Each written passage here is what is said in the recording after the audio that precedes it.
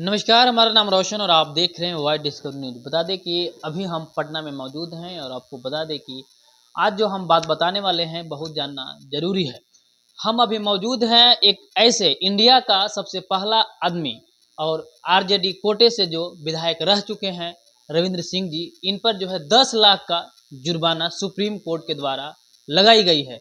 आखिर 10 लाख का जुर्माना अगर एक व्यक्ति पे लगता है, आखिर क्यों लगा, किस कारण लगा और वो भी सुप्रीम कोर्ट के द्वारा। हम उन्हीं से जानने की कोशिश करेंगे कि आखिर सर 10 लाख जो जुर्माना लगा है सुप्रीम कोर्ट के द्वारा आज के विगत 8 साल पहले, तो किस मुद्दे को लेकर के, क्या ऐसा कुछ उसमें था जो मतलब 10 लाख जुर्माना जो लगा है, थोड़ा सा जानना चाहेंगे।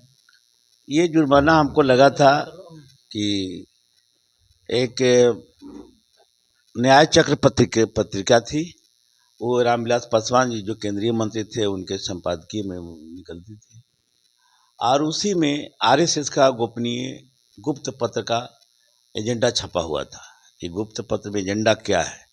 हम उसकी जांच के लिए सभी राष्ट्रपति को भी लिखा, प्रधानमंत्री को लिखा, विभिन्न जगहों पर लिखा, लेकिन कहीं से कोई हमको जांच का मामला नहीं मिला। मुख्यमंत्री को भी लिखा, सारे लोगों को लिखा। इसके बाद हम चले गए हाई कोर्ट में। हाई कोर्ट ने, पटना हाई कोर्ट ने खारिज कर दिया। खारिज करने के बाद हम चल गए उसके खिलाफ में आपको सुप्रीम कोर्ट। तो हाई कोर्ट में हम अपील किए थे। वो केस नंबर है उसका, बोल देंगे तो अच्छा ना रहेगा, केस नंबर वो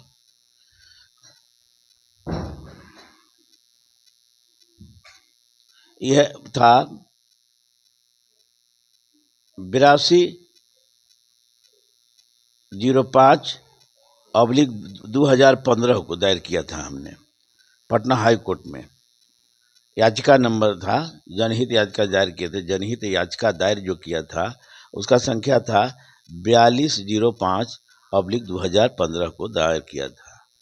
वो खारिज हुआ। उसके खारिज होने के बाद हम चले गए सुप्रीम कोर्ट में। उसका केस नंबर था 3974/2017, दिनांक 23 जनवरी 2017 को संविधान के धारा 136 के तहत बनाम यूनियन ऑफ इंडिया कैबिनेट सचिव सबको ये सूचित किया गया था। मेरे कहने का मतलब उसके खिलाफ हम सुप्रीम कोर्ट चले गए। सुप्रीम कोर्ट ने बहस सुनने के बाद कहा कि ये जो एजेंडा है ये बहुत पुराना, 21 साल पुराना है, इसलिए आपने एक जनप्रतिनिधि के नाते जो सुप्रीम कोर्ट के समय को, अनावश्यक कोर्ट को जो समय बर्बाद किया, इसके एवज में आपको 10 लाख जुर्माना लगा। अच्छा, सुप्रीम कोर्ट ने यह कहा कि हमारा अब जो समय बर्बाद की इसके वजह जो है हम 10 लाख का जुर्माना ले रहे हैं। ठीक है सर, यह भी जानना चाहते हैं पटना हाई कोर्ट ने क्या आपको बोला था? और पटना हाई कोर्ट ने वो पुराना ही समझ के वो भी खारिज कर दिया था। खारिज कर दिया था। अच्छा। फिर भी हम वहाँ गए, हम जांच के लिए गए थे। अच्छा। और सही बात है कि संगठन आरएसएस पुराना 1925 का बना हुआ। तो आखिर जो सर मुद्दा क्या था, एजेंडा क्या था? हाँ, मैं बता रहा हूँ। मुद्दा ये था कि ये कोई भी संगठन का बनाना कोई उद्देश्य नहीं होता है। उद्देश्य के पूर्ति के लिए संगठन जो माध्यम है, अच्छा, साधन है। अगर आरएसएस का गठन हुआ तो आरएसएस से गठन होने का उसका कुछ उद्देश्य होगा। एक विचारधारा का उद्देश्य होता है, बिना उद्देश्य के कोई विचारधारा भी नहीं बनती है। तो इनका क्या था, इनका कहना था, आरएसएस के न्याय चक्र जो पत्रिका में निकली थी आरएसएस के बारे में, उसमें निकला था कि हथियार और विस्फोटक भरपूर मात्रा में प्राप्त करें, मुसलमान व अम्बेडकरवादियों के खिलाफ और स्वर्ण हिंदुओं को लड़ने के लिए गैर खिलाफ देना, हथियार और विस्फोटक भरपूर मात्रा में प्राप्त करें, पहला था। दूसरा था मुसलमान और अम्बेडकरवादियों के खिलाफ गैर स्वर्ण हिंदुओं को लड़ने के लिए उकसाएं प्रवृत्त करें, सरकारी पदाधिकारियों में हिंदुत्व की भावनाओं को महत्वाकांक्षी बनाएं। चौथा था डॉक्टर और दवा विक्रेताओं में हिंदुत्व की भावना जगाई जाए, जिससे वे अपनी काल बीती हानिकारक और फालतू दवाएं ही अनुसूचित जाति, जनजाति, पिछड़े और मुसलमान ग्राहकों को बेचें। पांचवा था कि गैर स्वर्ण और पिछड़ों की बस्तियों में छोटे बच्चों में ओम और जय श्री राम शब्दों को लोकप्रिय बनाएं। छठा था कि हिंदू विरोध कोष्ठ में था ब्राह्मण विरोध करने वाले धर्मनिरपेक्षवादियों के कार्यक्रमों का बहिष्कार करें। पिछड़ी जातियों के बस्तियों में दारू, नशीले पदार्थ, जुआ, लॉटरी आदि के जरिए पैसा बटोरने में लगे व्यवसायियों को मदद करें। आठवां तक कि मुसलमानों और स्वर्णों की लड़कियों गैर स्वर्णों की लड़कियां छोटी उम्र में वेश्यावृत्ति करने लगे या देवदासी बन जाए, इसकी चेष्टा की जाए। 9वां था कि अपनी स्वयंसेवकों संगठन से जुड़े शिक्षकों दूसरे लोगों के जरिए गैर स्वर्ण हिंदुओं खासकर अम्बेडकरवादियों के स्कूलों में पढ़ने वाले बच्चों को ऐसे खाद्य पदार्थ दिए जाएं जिससे उनकी मानसिक, शारीरिक और बौद्धिक विकास कुंद हो जाए। 10वां था को अनुसूचित जाति जनजाति के छात्रों को अपने स्कूलों में अधिकाधिक प्रवेश दें और अपने सिद्धांतों के मुताबिक इतिहास की शिक्षा दें। 11वां था कि मुसलमान, अम्बेडकरवादी और बौद्ध समाज को भड़काकर आपस में दंगा कराने के लिए शहर के गुंडों, पुलिस और दूसरे हथियारबंद दस्तों की मदद लें। 12वां था कि दंगे के दौरान बड़े पैमाने पर मुसलमान गैर स्वर्ण हिंदुओं की औरतों पर सामूहिक बलात्कार कराया जाए। जान पहचान या दोस्ती वाले लोग इस कार्य में अवरोधक न बने, इस मामले में सूरत कांड के नमूना मानकर चलें। 13वां था कि गैर हिंदुओं को धार्मिक स्थलों से लगी जमीन पर देव प्रतिमा स्थापित करने का कार्यक्रम पूर्वतः जारी रखें। मदद के लिए मुख्यालय से संपर्क करें। पुराने चर्च, मस्जिद अथवा स्तूप के स्थान पर पूर्व हिंदू मंदिर होने का दावा करने वाला साहित्य तैयार किया जाए। 14वां था कि तीव्र गति से मुसलमान बौद्ध विरोधी साहित्य प्रकाशित किया जाए। सम्राट अशोक बौद्ध नहीं था, यह साबित करने वाला साहित्य तैयार किया जाए। 15वां था हिंदुत्व और ब्राह्मण विरोधी साहित्य, अम्बेडकरवादी साहित्य और साम्यवादी साहित्य नष्ट करने की कोशिश की जाए। स्वयं लिखा गया अम्बेडकरी विचार और साहित्य ही गैर स्वर्णों और पिछड़े लोगों में प्रसारित किया जाए। 16वां था कि अनुसूचित जाति जनजाति का बैकलॉग पूरा न होने दिया जाए। 17वां था कि राम के स्टिकर, कैलेंडर, पंपलेट बड़े पैमाने पर तैयार करके वितरित किए जाए। 18वां था कि गैर स्वर्णों और पिछड़ी जातियों में अंधविश्वास, अंधश्रद्धा फैलाने की ओर विशेष ध्यान दें। इस कार्य में लगे, इस कार्य के लिए पहले की तरह बाबाओं, साधुओं की मदद ली जाए। 19वां है कि जैन, बौद्ध, सिखों को हिंदू बनाने का कार्य पूर्वतः चालू रखा जाए। जैन मंदिरों में ज़्यादा से ज़्यादा राम भक्ति, श्री राम पूजा करवाया जाए और प्रगति की जानकारी मुख्यालय को दी जाए। 20वां है कि कम्युनिस्ट और गैर स्वर्णों माने शुद्ध कोष्ठ में शूद्रों पर पूर्वतः हमले जारी रखी जाए। 21वां है कि मंडल विरोधी आंदोलन शुरू रहने दिया जाए। 22वां है कि गैर स्वर्णों, पिछड़ों की विभिन्न जातियों को परस्पर भड़काकर लड़ाने की कूटनीति से काम लिया जाए। 23वां है कि अम्बेडकर की प्रतिमाओं की तोड़फोड़ जारी रखी जाए। और 24वां था चाणक्य नीति को अमल में जारी रखा जाए, लाना जारी रखें। ये 24 को एजेंडा था। हम इस पर इसलिए गए थे कि इस तरह से जन विरोधी और खास एक जाति को समाज में वर्चस्व के कायम करने के लिए इतना अमानवीय व्यवहार हो, मैंने कहीं से या इंसानियत का इसमें जिक्र नहीं है। जो धर्म के अलावा सामाजिक और ये सांस्कृतिक संगठन जो आरएसएस अपने को कहता है, इसके नकाब में ये इनको ब्राह्मण हिंदू धर्म का घट बने, हिंदू पर खतरा नहीं है, इनको ब्राह्मण का जो संस्कृति था उस पर खतरा है, इनका राज व्यवस्था पर खतरा है, जो आज तक लोगों को दीर्घायु का अंधविश्वास फैला के इसमें लिखा हुआ है कि अंधविश्वास और फैलाने के लिए साधु और बाबाओं को इस्तेमाल किया जाए। श्री राम मंदिर भी इसी सत्ता के लिए ही इस्तेमाल किया गया है कि 24 के चुनाव में जितना हम पहले वादा किए थे 19 के चुनाव में, ये 2 करोड़ नौकरी देंगे प्रत्येक वर्ष, 15 लाख रुपये हर एक परिवार के खाता में चल जाएगा, स्मार्ट सिटी बनाए जाएंगे, यानी 12-14 को उन्होंने वादा किया था, उसको इन्होंने जुमलाबाजी कह दिया गया कि जुमला था। और इनका गृह मंत्री ने कहा, तो यह स्पष्ट हो गया कि जो इन्होंने वादा किया था वो नहीं पूरा हुआ, और समझते हैं कि जनता की भावनाओं को भड़काकर हिंदू मुसलमान करने का प्रवृत्ति इनको शुरू से है। ये इस खास करके अपना राज व्यवस्था कायम करना चाहते हैं, क्योंकि भूमि पर इनका कब्जा है, व्यवसाय पर 97% कब्जा है, 90% भूमि पर कब्जा है, 97% नौकरी में भी कब्जा कर लिए। पहले इनका था स्वर्ण जाति का 86.3, 10% और आरक्षण से ले लिए, ये इनका 97% करीब नौकरी में भी कब्जा हो गया। 77.4 इनका शिक्षा पर कब्जा था पहले, और आज भी और बढ़ रहा है, इधर लोग अशिक्षित हो रहे हैं। दूसरी बात है कि राजनीति में भी इनका 62% कब्जा है। ये बने वर्चस्व को शिक्षा, भूमि, व्यवसाय, नौकरी और सत्ता पर ही कब्जा करना चाहते हैं। इनकी संख्या कम है और ये अल्पसंख्यक ये है, और जो बहुसंख्यक लोग हैं उनको ये अल्पसंख्यक बताते हैं। इनके अमानवीय व्यवहार के कारण, अतीत में जितना ये अमानवीय व्यवहार किए हैं उसके चलते कोई ईसाई बना, कोई मुस्लिम बना। जैन बौद्ध की जन्म भी इनके ही अमानवीय व्यवहार के कारण बना था। उन लोगों को पता नहीं था कि सिंधु घाटी की सभ्यता वैदिक काल के पहले कोई सभ्यता थी, जो भारत के मूल निवासी द्रविड़ समाज की सभ्यता थी, जो गैर बराबरी का समाज नहीं था। वहाँ उस समय भाग भगवान, स्वर्ग नरक पुनर्जन्म की कोई मान्यता नहीं थी। आपस में सब राजा थे, अपने भी प्रजा थे। उन लोगों पर कब्जा करके मध्य एशिया से आए लोग, आर्य लोग, इन्होंने आर्य धर्म कहा, फिर वैदिक धर्म कहा, फिर सनातन धर्म कहा, ब्राह्मण धर्म कहा, फिर हिंदू धर्म कहा। हिंदू धर्म तब आया इनका जब लोकतंत्र के द्वारा राजा का चुनाव होने लगा। तब इन्होंने सोचा कि हमारी संख्या कम है और जो लोग यहाँ के मूलवासी थे उनको हम विभिन्न जातियों में बांट दिए, यानी 6743 जाति में बांट दिया, और उनको सेवा के लिए ही संपत्ति दिया। उनको संपत्ति से, शिक्षा से वंचित करके रखा है। इसीलिए ये अब हमारा गुलामी करने के लिए तैयार है। इसलिए कि पिछड़ा दलित हमारे सेवक कहे जाते हैं। और जो धार्मिक लबादा ओढ़े हुए हैं, अगर आज मालूम हो जाए कि ये धर्म को हवा बनाने से या मंदिर बनाने से हमको वोट नहीं मिलेगा, तो ये मंदिर बनाना नहीं जारी करेंगे। मैं अपील करूंगा तमाम लोगों से, पिछड़े दलितों, खासकर पिछड़े दलित और आदिवासियों से, धार्मिक अल्पसंख्यकों से खास करके, कि उस पर बने नज़रअंदाज करें। वो आपके हित में नहीं है, क्योंकि जब भी कोई कदम उठाते हैं तो इनका गहराई से अपना हित है, दूसरा का हित इसमें रहता है, और इनका अपना हित होता है, वही काम करते हैं।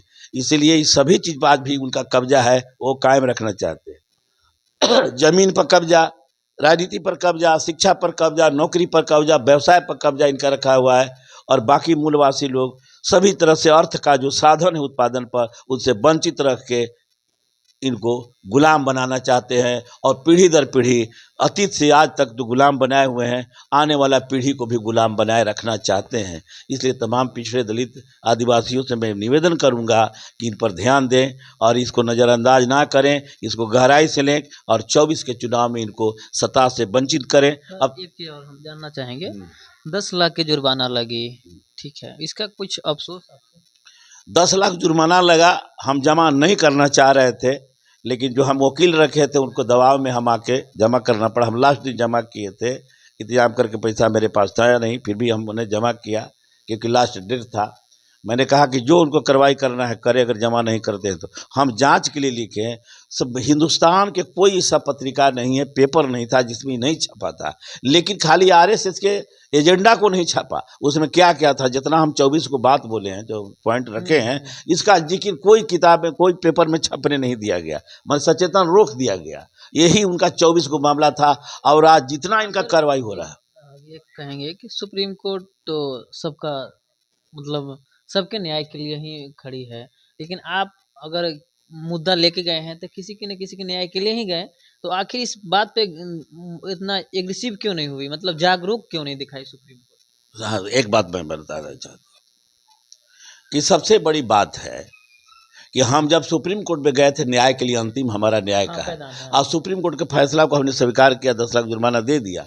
उन्होंने आरोप लगाया कि पुराना 21 साल पुराना मुद्दा को उठाकर कोर्ट को अनावश्यक समय को बर्बाद किया। मेरा कहना है कि आरएसएस 1925 से बना, पुराना है ही 1925 से, और हम जब 17 में गए हमको, तो हम ज़्यादा पुराना नहीं थे, लेकिन इनका जो चिट्ठी था, गोपनीयता, जो गोपनीय चिट्ठी छपी थी, हम इसको पर्दाफाश करना चाहते थे कि इनका नकाब जो है सामाजिक और संस्कृति का संगठन बनाते हैं, इसके नकाब के पीछे अंदर में क्या है। इनको ये 24 एजेंडा कहीं से भी इंसानियत का एजेंडा नहीं है, खासकर पिछड़े दलितों और आदिवासियों के हित में ये नहीं है। अब यह भी जानना होगा कि 10 लाख का जुर्माना लगा, चला आपने भर दिया, कोई बात नहीं, तो अब जो 24 पॉइंट है, अब इसे आप लोगों को बीच कैसे पहुँचा?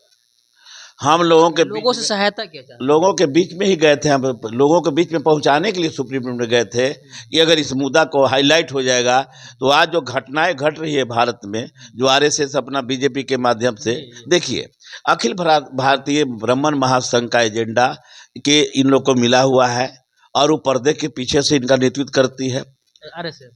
आरएसएस नहीं, आरएसएस को नेतृत्व करती है अखिल भारतीय ब्राह्मण महासंघ। उसका एजेंडा ही तय किया हुआ है कि आरक्षण विरोधी होना चाहिए और सारा चीज और आरएसएस के एजेंडा भी वही तय किए हैं। आरएसएस की कोई अलग से एजेंडा नहीं है, किसी के तो हित में आरएसएस काम कर रहा है ना, यही तो देखना है। तो ये मेरा कहने का मकसद था कि हम सुप्रीम कोर्ट में जाने का मकसद था कि चारों बगल से हम थक चुके हैं, हमको न्याय नहीं मिला, वहाँ से न्याय मिला।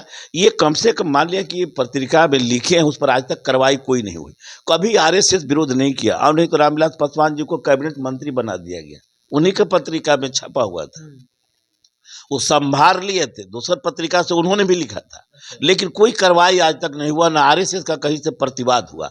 और मैं भी जब कोर्ट में गया तो कोई प्रतिवाद मेरे खिलाफ आज तक नहीं किया लोग।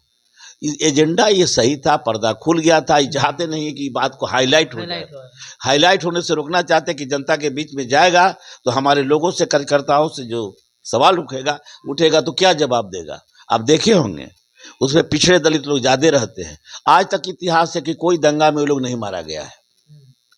आज मंदिर भी बना है तो उसमें कोई ब्राह्मण लोग एक ईंटा नहीं धराए होंगे, सीमेंट नहीं छड़ नहीं धराए होंगे, न मूर्ति गढ़ने का काम किया हो, सब इन्हीं यही लोग करते हैं। आई केवल पुजारी बन के और महारथाई करके सबको, अगर आज उसमें चढ़ावा बंद कर दिया जाए कहीं भी, न कोई अन्न चढ़ावे न कोई दौलत दे, तो वहाँ एक चिड़िया का पुत नहीं रहेगा, के भगवान के सेवक रहने में रहेगा। और राम जिनको मानना है, हमको उससे एतराज नहीं है, अब अपना अपना स्वतंत्र है, लोग माने, उस पर मेरा कहीं विरोध नहीं है। जिनके हित में वो हो रहा है वो माने, लेकिन जिनके हित में मानसिक गुलामी, शारीरिक गुलामी, आर्थिक गुलामी, राजनीतिक गुलामी और सांस्कृतिक गुलामी का जो शिकार हो रहे हैं लोग, खास करके भारत के पिछड़े दलित आदिवासी लोग, इन लोगों को से सबसे बच के रहना चाहिए। इनके असली चेहरा को बेनकाब होना चाहिए। तो हम बेनकाब के लिए गए थे कि आरएसएस का चेहरा क्या है।